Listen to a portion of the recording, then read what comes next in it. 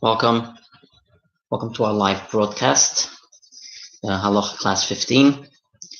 Thank you all for watching, whoever is watching. We should probably wait a few moments to see that there are more people watching. Welcome, Leon.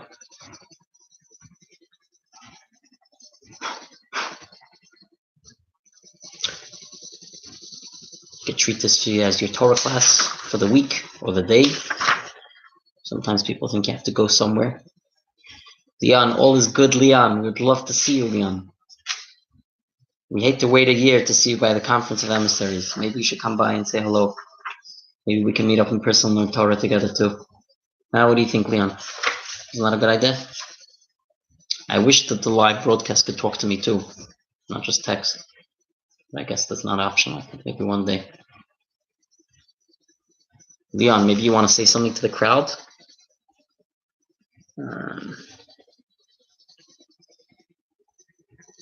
Leon, maybe you want to tell some people some experience you've had with Chabad before we start.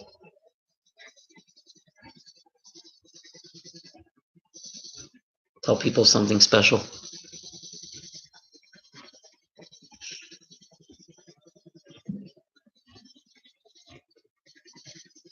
Tell them a little bit your experience with Rabbi Mendy. What a crazy rabbi he is. Leon, what happened? It's not going? Leon?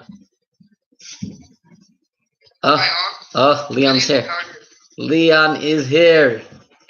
Leon, what happened to your head? You need to take a shower? Yeah. Where's your kippah, Leon? Oh, that's a boy. You see, guys? This is a Seateen, a proud Seateen. He was once a Seateen. He's already older than Teen. He's now already in college. This is a proud Seateen. This is just a little preview of some of our people. He's from one of our first Seateen members. Very, very special boy. And he was actually by the Conference of Chabad Emissaries this past year. So we welcome Leon. He's always trying to check up on me, what I'm up to with Torah learning and all our programs and events. He never. Oh, we have people telling you that you're a legend. Yeah, that's for sure. Leon is a legend, equals legend. Yes. Yes. But Leon, tell us for a few moments before, so people could ever go online as people are getting on, because it's late already, so people might be slower to get on. Tell people a little bit about your experience with Chabad, not necessarily with Rabbi Mendy, but in general with Chabad. Okay, it's an interesting story. So Leon, you have your kippah on, Leon? Your kippah's on your head? Huh? Where's your kippah? I can get a kippah. Oh, please, get a nice big one, a nice Seateen kippah, like an orange, blue one. You have one somewhere there? This was it. Ah, nice. I like it. Okay. Tell me. What do you want to know specifically? Nothing specific. Tell us in general about your experience with Chabad. If you want to say specifically with Rabbi Mendy, however you want. Okay, I'm ready. So I was born in Scotland, went to a Jewish school in Scotland. Wow. I moved to New York in 2009.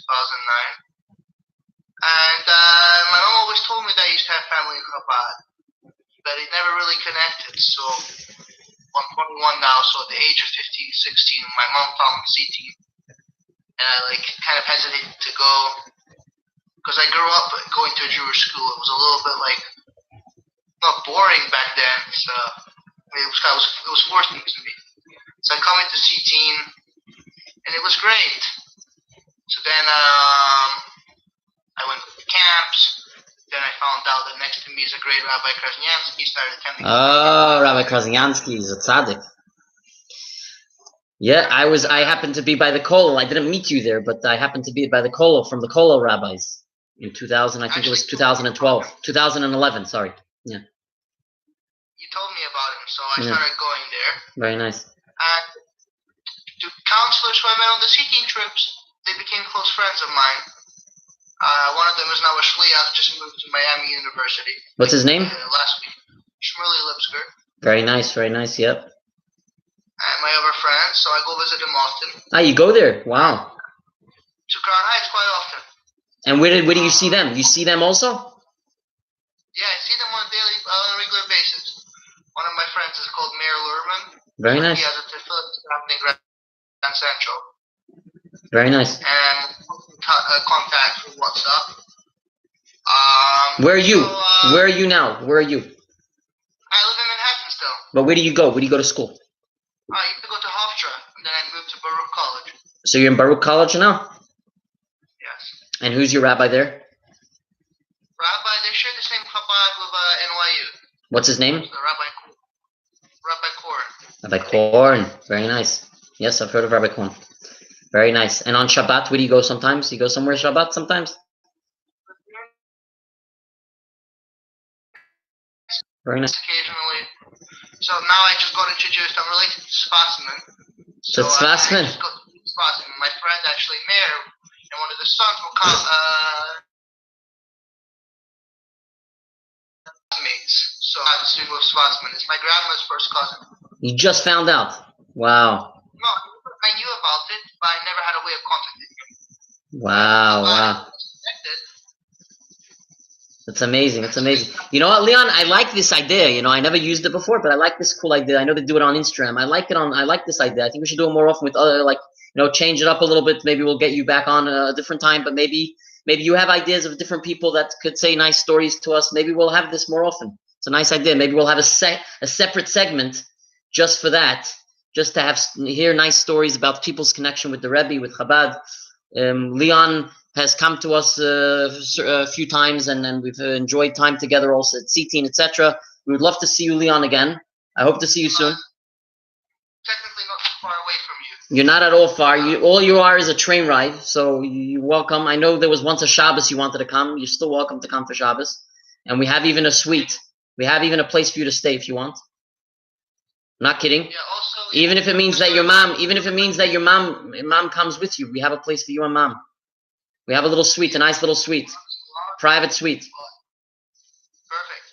Yeah, let me know. Yeah, so I'm going to be in Israel for the next 2 weeks. Oh, wow. Wow. So you're going to pray for all of us by the Kotel? Of course.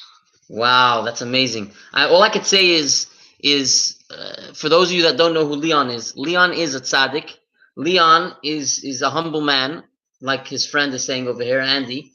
But Leon is a proud Jew. And I think this is something very important for all of us as Jewish people. We have to be proud of our heritage, wherever we're holding. You know, maybe Leon might say that he's not the most religious, or he's not like me wearing all the 9 yards, all the 8 clothes, like Kohen Gadol. But it's about one mitzvah at a time. And I think Leon is really preaching that, and not only preaches that, he practices that. And that's what's beautiful. And he's a proud Jew, and we should all learn from him. Yeah. There's people in Europe right now, in France and other places, where it's like kind of scary to be a Jew. Right. And again, we feel this, so we have to just be proud to be Jews. Right. And those who are proud, we have to inspire them. Very nice, beautiful. Religious or non-religious, it's about having that special spark. Exactly, beautiful. If a person share a little bit of knowledge to another Jew, he's a shliach in himself. You're a tzaddik, that's very true. Inspire one person. We're this close to bring Mashiach. Amen.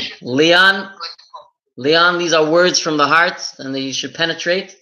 And Leon, when you go to Paris and when you go to France, I'm sure you've been in these places. I'm just saying that. No, I know. I'm asking, but I think you tour a little bit the world. You've been in these places, no? I lived in Europe, so I know how. So have you walked around with a kippah there?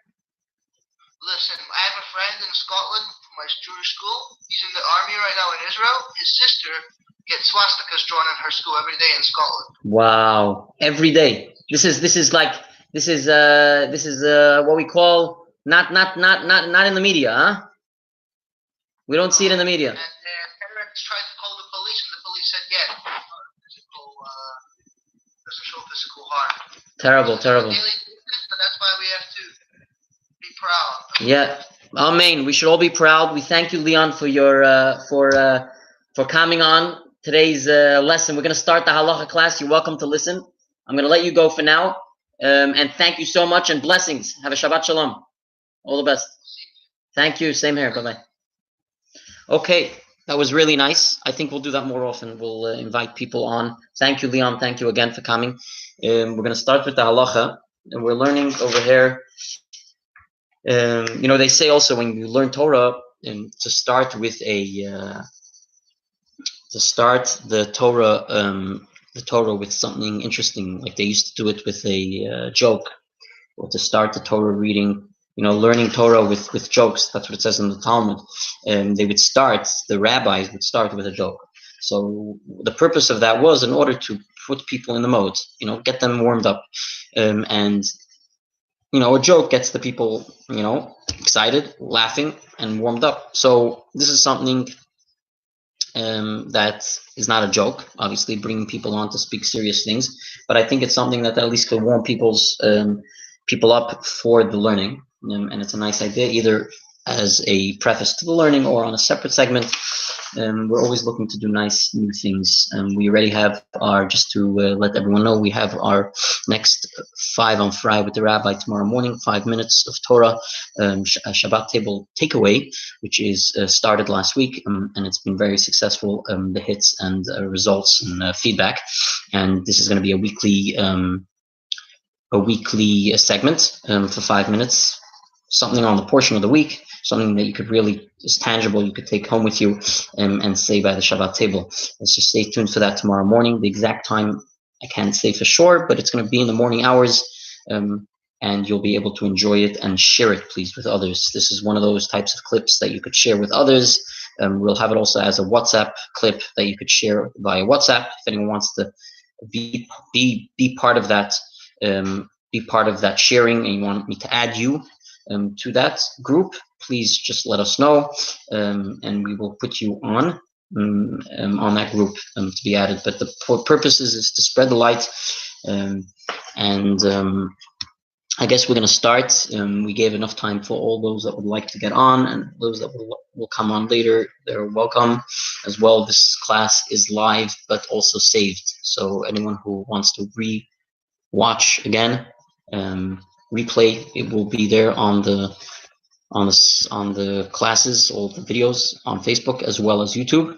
We have started recently doing our classes on YouTube as well, and we actually also have a beautiful library that we're setting up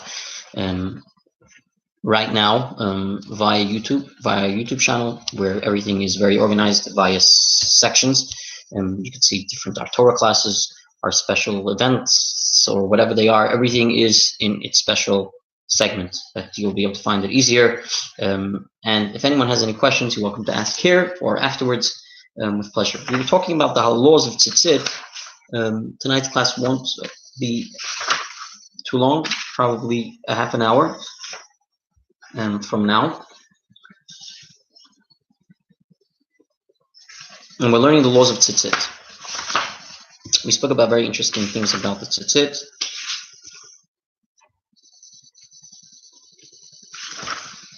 And right now we are holding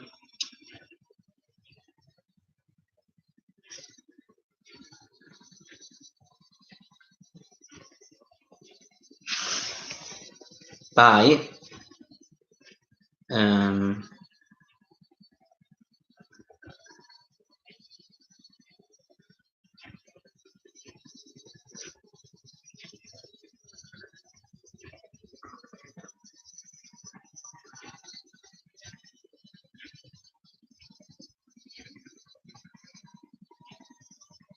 we're holding by chapter 9 and paragraph 5. And this is how it goes. So the custom is, it says, to make tzitzis, and the tzitzis a tassel. What does that mean? It means 5 knots, 5 sets of double knots, which has in between them 4 links, bases between the knots that are filled by wound strings. Okay, we're not going to go into all the details of these things again. As long as we're not making them, it's more important that we should just know what to look out for where we buy them, if they're done correctly. But and if you want to make them, we'll definitely go into those details. we could discuss that further, but for the meantime, it's just important to know the basics. One inserts the 4 strings into the hole. That half of each string hangs from one side of the hole, half of the other side. All 8 strings are hanging from the hole. So you're basically taking all the strings, so it's 4 strings, but it ends up being 8 strings because they turn over from side to side. You're basically bending both sides of the strings inside the hole. And then what happens? You're making a keish mishnik sharim, and he then ties them together with 2 knots, treating the 4 ends of one side as one unit and the 4 of the other as another unit, and tying the 2 sides together in double knots. So you're making two knots, 1, 2, after you pull it through the hole. So it would be something like what you see here. Again, I'm going to try to show it to you to the best of my ability. I could technically bring you an actual talus instead of showing it to you from here, but here, if you see, there are 2 knots, and right now it's still undone. So there are 2 right at the beginning. Right at the beginning there are 2 knots.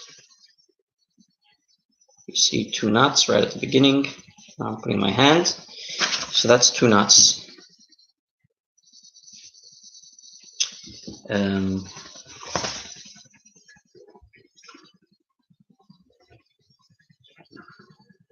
what does he do? And then he winds with the long string referred to as the shamash, 7 revolutions around the other 7 strings. So he's winding around them.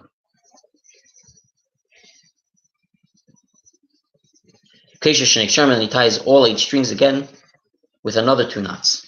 This completes the first link. This is what you see over here is a link. Okay.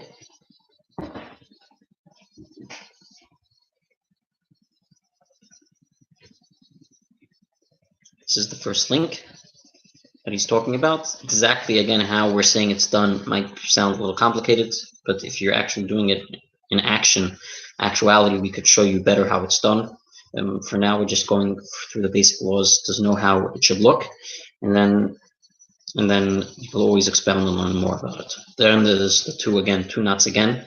Whenever we're doing this, we're always making knots. You always say, for the sake of the mitzvah of tzitzis. And then he worked around the shamash another 8 revolutions around all the strings. He ties 2 more knots to complete the second one. And then he winds the shamash 11 revolutions. So by the way, you're going to see that from the first one, let's say it says 3, 4, 5, 6, 7, and then this one is 3, 4, 5, 6, 7, 8, and then this one says 1, 2, 3, 4, 5, 6, 7, 8, 9, 10, 11. Okay, so you see how it's going from 7, 8 to 11.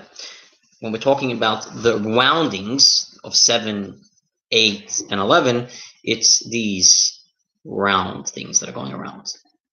And you see that in Chabad, we have this special type of crocheting that makes like links, specifically in Chabad.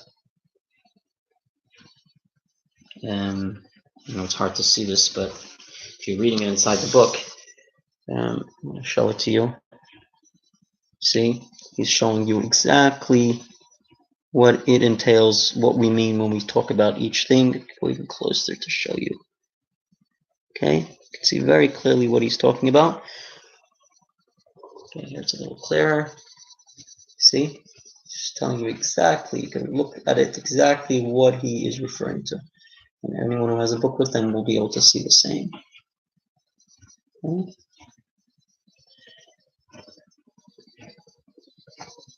It's a nice picture diagram that helps you understand what we're talking about.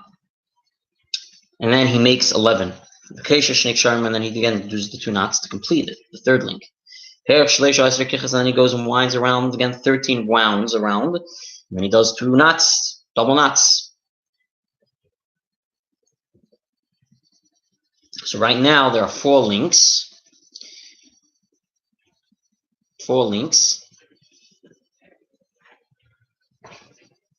4 links surrounded 1, 2, 3, 4, surrounded by 1, 2, 3, 4, 5 double knots. 4 links, 4 4 links surrounded by 5 double knots. Okay, that's the way you have to do the tzitzis. So, since it's considered a beautification of the tzitzis tassel, she call that all the links should be an equal length. Despite the fact that each of the links is made up of a different number of revolutions.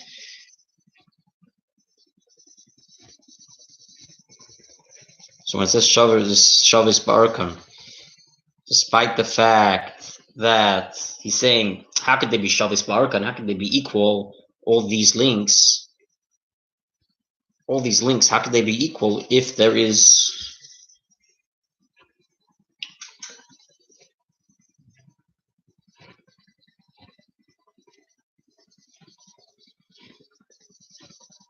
how could they be, these links, equal to each other if each one has more? Each one has more than the other. We said there's 7, there's 8, there's 11 in between. So how could they be equal? We're asking them to be equal. So that's why you meant to separate. Some are tighter and some are separated. Meaning some are together, but some are more separated. The separated ones are, which is the first ones that have only 7, we meant to separate more so they should equal in length the next ones that have 8 or 11. That's what he's saying. When you have the windings of that are going around, and it has a smaller number of revolutions, he should distance the revolutions slightly from each other. He should separate them a little bit from each other. And then the second link, which has 8, he should make them closer. By doing that, you will equal them out together. The length of this link will equal that of the previous one. In the same progression, we should do the same way. Third and fourth links should be the same way of equal length. On the measurement of the full length of the tzitzis tassel, fully formed and knotted. From the first kesher, from the first knot, all the way till the end. What is the length? Till the end of the strings. Till the end of the strings. End of the strings. Not just the end of the knots. The end of the strings. After all the form of knotting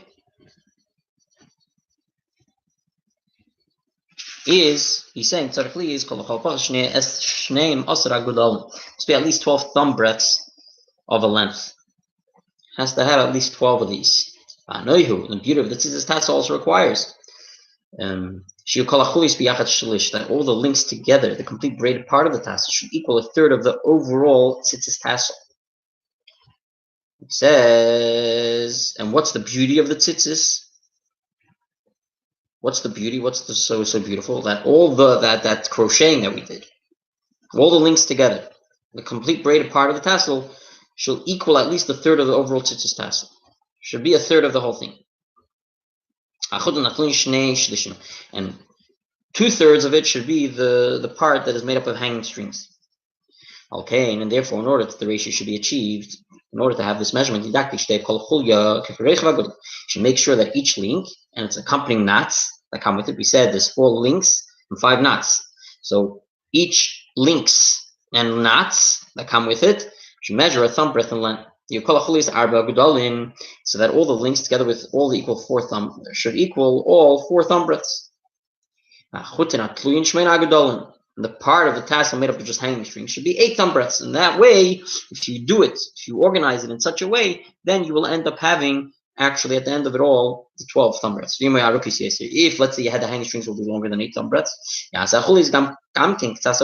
should make the links too slightly longer, so that the 1/3 or to 2/3 proportion is preserved.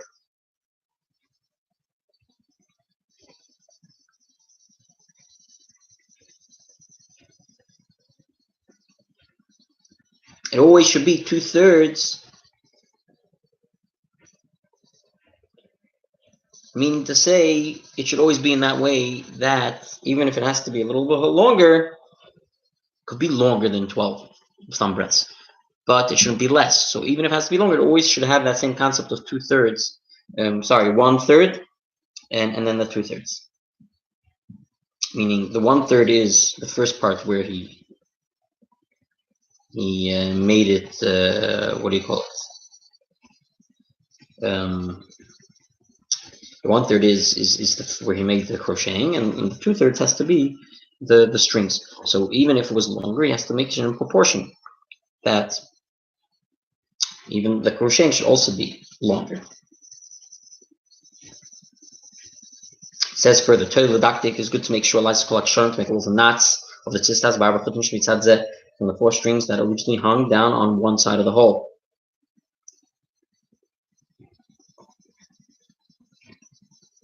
With the 4 strings that originally hung down from the other side. You should always have it divided. He's saying when you're making the knot, you should always remember to take the 2 sides that he took the 4 strands, 4 strings. We said he sort of bent them over into the hole, and then it equals 8 strings on tzitzis. But when he's doing knots, he should always keep it that way. Keep on, when he makes a knot, he takes the 4 on one side and 4 on the other and knots them together, whereas not mixing up and confusing the strings. And when he makes the knots, it's not equal like that. He's saying it should stay that way, with 4 and 4, whenever he makes the knots.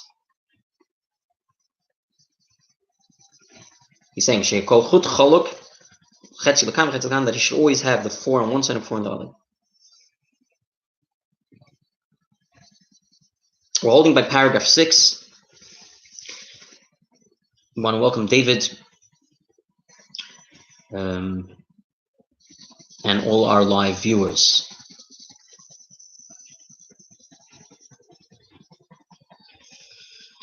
If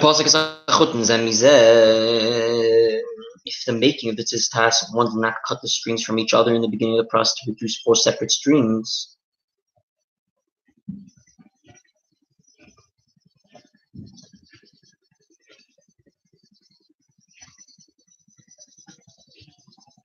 it was 1 string. He didn't have the 4 strings. He didn't have 4 separate strings. He had 1 string. But rather, what did he have? Took 1 very long string, and he kept on tying it over, wrapping it around, bending it over, and he doubled it in somehow. Doubled it twice, so that it's now 4-fold. The diagram of that is like this.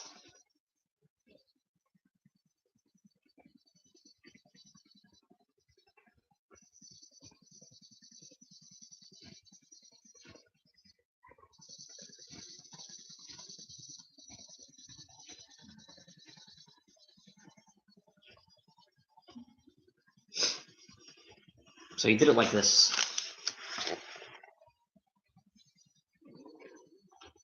Which is wrong. Meaning, whatever, we're gonna get to that, but this is not the standard way it's being done. Meaning it was 1 string, and he tried to fold them over and make them into 4 separate strands, and then he cuts them into 8 after they're already done. Okay? For those of you that are viewing on YouTube, see, that's the way it would look.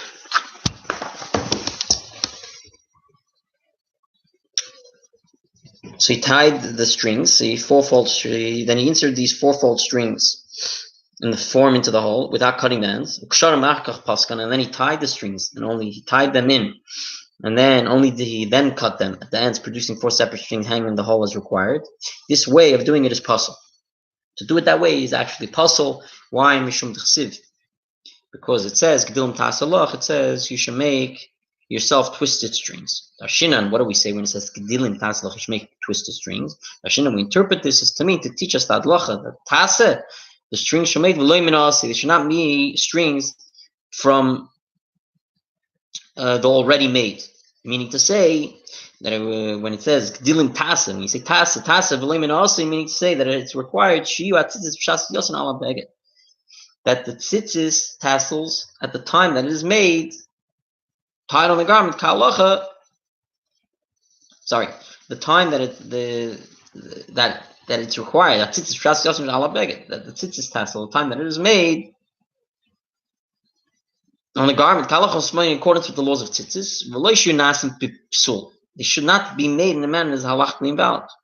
And then and then only afterwards it will be valid through a certain maisa, through by cutting them into 8. That will result they're being formed in the proper manner. That only thereafter, when he'll cut them, they will be done properly. No, that is considered invalid. Meaning to say, Tasiv Elonim Asi.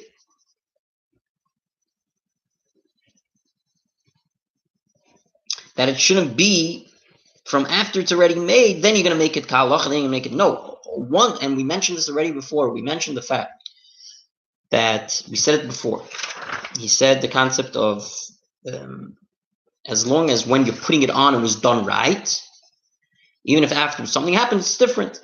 It's not the end of the world. And the same thing was over here. If you're putting it on, at the time of putting it on, it has to be done correct. It doesn't matter if afterwards. It's not going to help that if he's putting it on wrong to milchat chila, and then afterwards he's going to make it kosher. It's not. That's not all it means. Tasa, you should make it milchat chila, not from only after it's already done. And that's what he means. And that is going to be regarded as puzzle.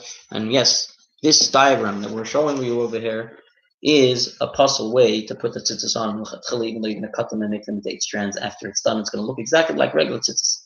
That's why it's incumbent upon us to also, when we buy them from the store, to know that it was done by a Yarei Shemaim, or someone who's God-fearing. The tzitzis making is not any more lenient than when you buy a mezuzah in the store. You have to make sure that it's done by a person who's going to say l'shem mitzvah tzitzis. He's going to do them properly. He's going to make them properly, and not, God forbid, do anything like in this diagram, which is going to be totally puzzle. It's like any mitzvah, especially like the mitzvah of mezuzah, where you have to be so careful. Here, it is just as important. And would you believe it? It's tzitzis. You would think it's like, okay, machines, I'm gonna make it. It has to be done by a person who's gonna put them in, strand them together, do the crocheting, make sure he's doing it right, make sure he's saying l'shem mitzvah tzitzis, make sure he's doing it not in any other manner than, but when he's putting them in 4 separate strings, folding them over and doing the requirements as we've mentioned.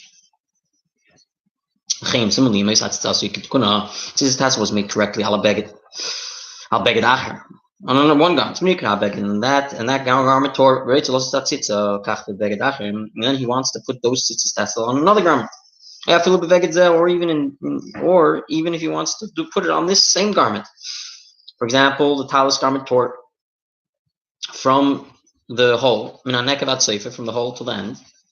The tzitzis fell off, the tassels fell off, the tzitzis fell off. And the tzitzis tassel fell off. Now he wants to put it back in its place. Lift the talis to fix up, to tie the talis again, put the talis together. Fix up the talis, the talis, add hanekef where the hole was, till the nekef, so there should be the hole back in its place. Also, to do that is possible. Because again, it has the same issue of tasev v'leimin also. Due to the rule of you shall make it and not use it which was already made. Being that from what was, you should make it milchatchila kosher. You should make it to begin with kosher. Being that right now you're making it from a psul, you're trying to do it from what was something already made on its talis, which ended up being a psul. You cannot make from that tasev v'leimin also. You can't make it from something that you have to make it kosher milchatchila to begin with. You can't make it kosher for something that unfortunately was after fact, when it wasn't done right to begin with, when it was on the talis already non-kosher. And that's why he says it's also not permissible. So even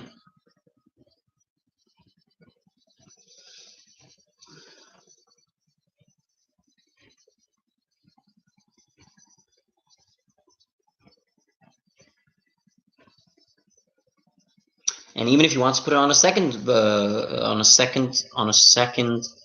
talis, you're also not allowed to wipe because it was already made. It was made in a psul. It was done in a psul. You cannot, it has to be done correctly to begin with. And that's it.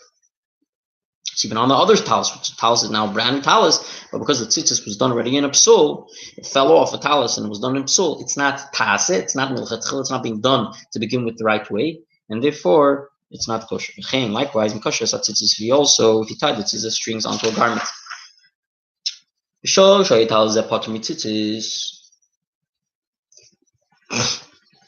Anyone has questions, please ask.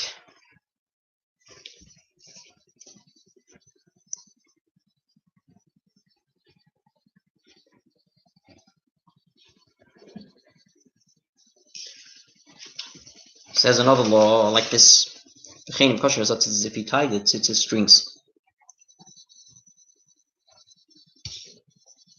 If you tied the tzitzis strings onto a garment.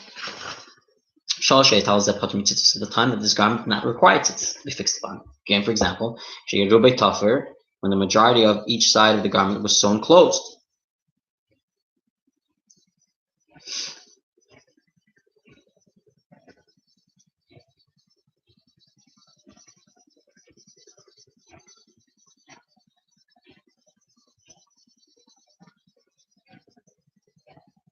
He said that there had to be a certain amount of a hole to be open to make it kosher for tzitzis. There had to be a certain amount. If it wasn't open to that amount, what happened? So this talis was parted from tzitzis. This talis didn't have obligation to tzitzis because it wasn't opened. The hole wasn't opened enough the way the requirement needed. And so he puts on tzitzis on it, even though it wasn't required in tzitzis. And afterwards, what does he do? Hit him, and at first he started opening a little bit more, so it should be open the amount it needed. And then it would be chayav in tzitzis. So he says like this. And then the garment now requires tzitzis to be tied upon it after, because he opened it. So now it isn't an obligated garment. Tzitzis are left the way they are during that process. It's also possible. Even though the tzitzis are still hanging on it. Why? So again, due to the rule, you shall make it and not use that which is already made. Meaning to say, you're taking it from, you're trying to make it from something that was done incorrectly to begin with. You have to take it and make it to begin with it correctly. Not take it from something that was done, and it was done wrong, it was done in a psul, and now you're trying to make it from what was done already. No. The kashrus has to be to begin with. When you do it to begin with, it has to be in kashrus. And therefore, because to begin with didn't have a requirement in tzitzis, now when you're undoing things and it's all left on, then it's considered from what was done, and therefore it is not kosher. And therefore, what does he have to do? What is he going to have to do? He's going to have to untie all the tzitzis, and he's going to have to start from scratch. And anything like that is the requirement. Holding by paragraph 7, and we're holding by chapter 9.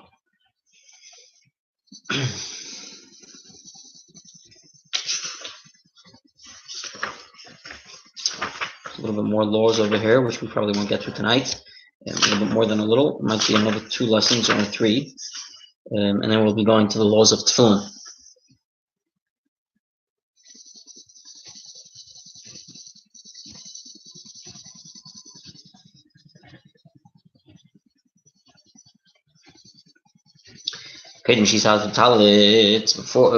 Before wrapping oneself in a talis. Okay, we're talking about a big talis. Before wrapping yourself in the big talis, what you do, you should check the tzitzis strings. If they are kosher, you should check if they're kosher. Before you say the bracha on the talis, you have to check that the strings are correctly on. One must also check the strings where they are inserted into the hole on the corner of the garment. And also to check the braided portions of the tassels. One should separate the strings, ensure that they are not stuck to one another. However, before one has come late to the synagogue, she offers that tzitzis. Yivivt against that at the time that he'll start spending time spreading all the tzitzis out and making sure everything is in its right way, and it's correctly done. What's going to happen is he's not going to end up praying with the community, because he's going to be checking his talis all that time, and already the tzibur, the community, is going to have already davened. We say that in that case he doesn't have to go through that. However, it's important in general, in a regular case, if he's come to shalom in a timely manner, he should check his talis, check that the tzitzis are separated, meaning all the tzitzis from each other, each strand from each other, meaning there's 4 corners, so each corner from the other corner, make sure they're separated, make sure all the tzitzis are not knotted, and only what's knotted and only what's in place is what is the way the tzitzis are made on the garment, and make sure that they're correctly in place, like he said at the beginning. They're in there inside their holes, etc., etc. Sometimes when you buy them in the store, they're not exactly put together correctly, and that could be also a problem. If you have to check them when you buy them too, but especially when you're davening, that's when you need them. That's when you need the talis gadol. So when you need the talis on, that's when you should be checking them if you're able to. If the minion is again going to be run ahead of you and you're going to miss it, then we say you don't have to. He says here in the footnote, when we say he doesn't have to, if the minion's going to jump ahead and he's going to miss it, this applies only if he knew that the tzitzis were complete the day before. In addition, even when one does not have time, as in the above scenario, it is proper to check at least whatever one can in the amount of time that he has. Okay, and this only applies that if he knew that the tzitzis were complete the day before. Meaning to say, obviously, if you don't know, you didn't see them the day before, and you're not sure, you don't have any proof that there was something kosher about them the day before, then he has to check them. If he knows that they were kosher the day before, then in such a case where the minion is rushing, then he won't have to. However, he still says, and this is quoting the Mishnah Brura, that he would still have to do whatever he can, as long as he doesn't miss the minion. Even in a case where he does know the day before that they were kosher.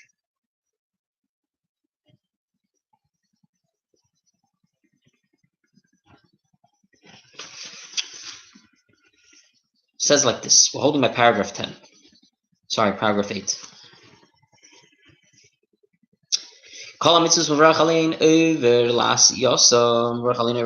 Every mitzvah, one recites the blessing upon them, proceeding to when he makes, to when he does them. Perish, this means before carrying out the mitzvah.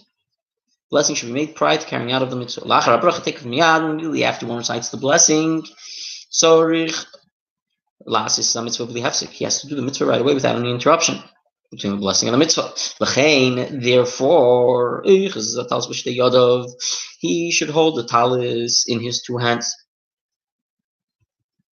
He's saying he should don, before putting the talis over, one should hold the talis in both of his hands.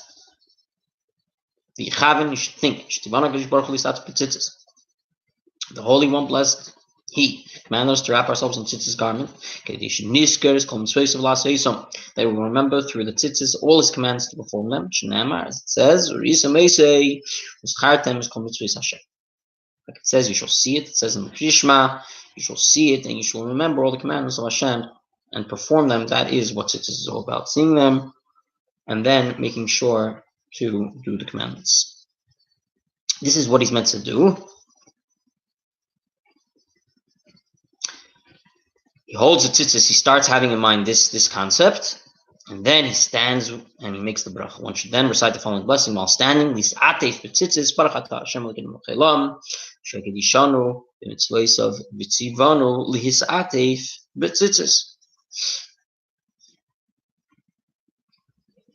Let's thank you, Hashem, our God, King of the universe, who sanctified us with His commands and has commanded us to wrap ourselves in the tzitzis. He says in brackets over here that the base of the word bat tzitzis is vowelized with the patach, ba, not be, not b, but ba. And he says, he should then immediately, because he made the bracha, like you just finished saying, immediately we have to do the mitzvah. So therefore, right after he says that bracha, he should right away, he should wrap his head until lower than his mouth, until covering even his mouth. So then immediately represents us by pulling it over himself, so that the front edge of the talis hangs down and reaches until the point beneath his mouth.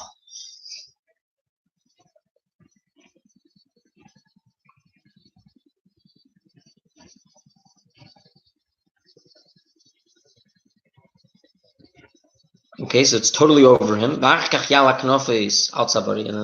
after this, he should bring up the corners of the talis onto his neck. And he should wrap himself like the wrapping of Ishmael, the wrapping of the Arabs. The manner of wrapping of the Arabs.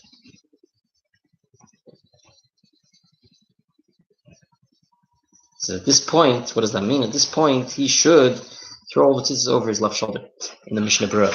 It's important to know, and even the best of us, even the most observant Jews, don't always know how to put on a talus. People are putting the talus on, they're saying the brach and they're just throwing it over them, and they're putting it on, not even really wrapping it around them. Some people are wrapping it, but they're not wrapping it properly. Like it says in the halacha, and this is Kettush Chanach, this is the deviated version, there's more depth and more detail to this too. But it has to be done like the wrapping of the Arabs. Like the wrapping of the Arabs, meaning those that wrap they have these wraps, right? The Arabs, they wrap their face. That's the way we have to wrap ourselves for the first moment when we make the bracha.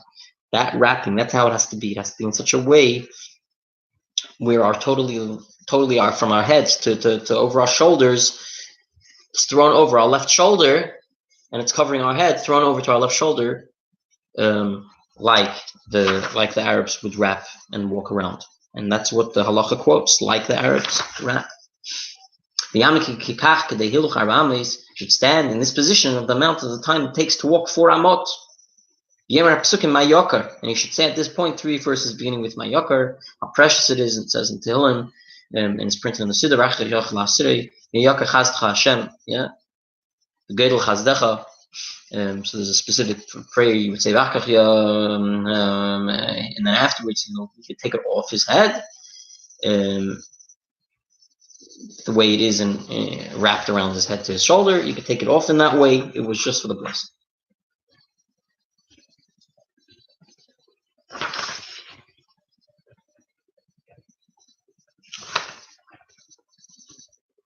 He says like this, it's proper to take precautions, that says Allah not to drag the tzitzis fringes on the ground. You shouldn't drag the tzitzis on the ground. Why? Mishum bizim mitzvah, because it is a disgrace, constitutes the degradation of the mitzvah.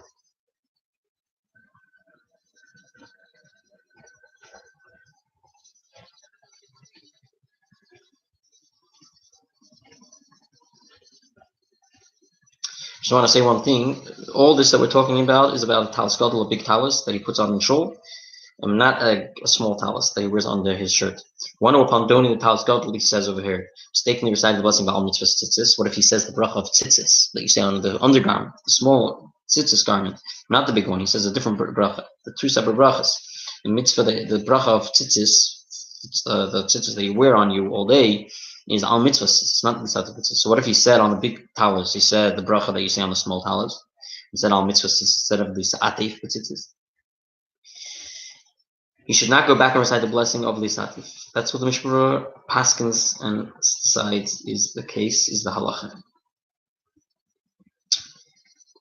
So then he said you should make sure not to let the tzitzis fringes go on the ground, and for that reason, sometimes you notice tzitzis get blackened. So the talus should not be dragging, because it's a degradation of it's desecrating the mitzvah, and therefore looking at being, one should therefore pick them up. Yocham the tachva and techach agora, and one may tuck his fringes into his belt to keep them from dragging on the ground. Okay, so once you remove it from your head after you finish saying the bracha, took it off your head, but you meant to put it over your shoulders. That's also part of the obligation. It shouldn't just be like a scarf. He has to wear it over his shoulders, wrapped around and over his shoulders, from the back to the front.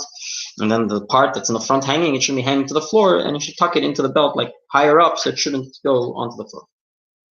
It gives you advice you should put into your belt so it should stay stiff there and not fall down. Because the tzitzis could fall down if they're not tucked in somewhere, or you're not holding them tight on you. And that's why you'll see sometimes people tuck them between their gartel. We have a gartel on Shabbos, so sometimes we'll tuck it in between the gartel in Chabad and Hasidic circles. But if someone has a belt, you can tuck it between his belt. And he says, on that one, he says, dragging the tzitzis fringes could easily cause them to tear also, and we know that. We know that with our small talus it happens, and with the big talus especially, because it's so big, you could end up getting caught to a chair, caught somewhere, and so you always want to make sure they're all together and secure. That was actually a quote from the Mishnah again. So we're holding at paragraph 9. Holding at paragraph 9.